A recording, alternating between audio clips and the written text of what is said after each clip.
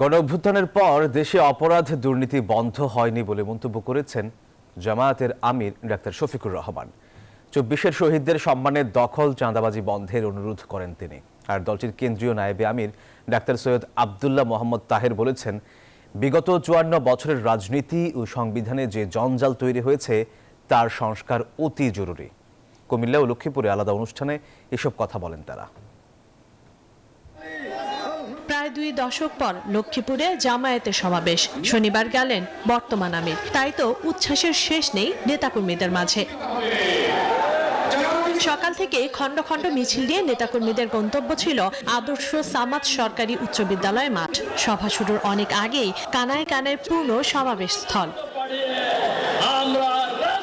সমাবেশে জামায়াত আমির বলেন, গণঅভ্যুত্থানের পরও দেশে অপরাধ দুর্নীতি বন্ধ হয়নি। ২৪-এর শহীদদের সম্মানে দখল চাঁদাবাজি বন্ধের অনুরোধ করেন তিনি। ৫ আগস্ট থেকে শুরু করে আজকে ২২ ফেব্রুয়ারি পর্যন্ত এই সামান্য পরিক্রমায় কোথাও আপনি দেখবেন না ইসলামী দলের কোনো লোক এখন জাতির উপরে জুলুম করছে।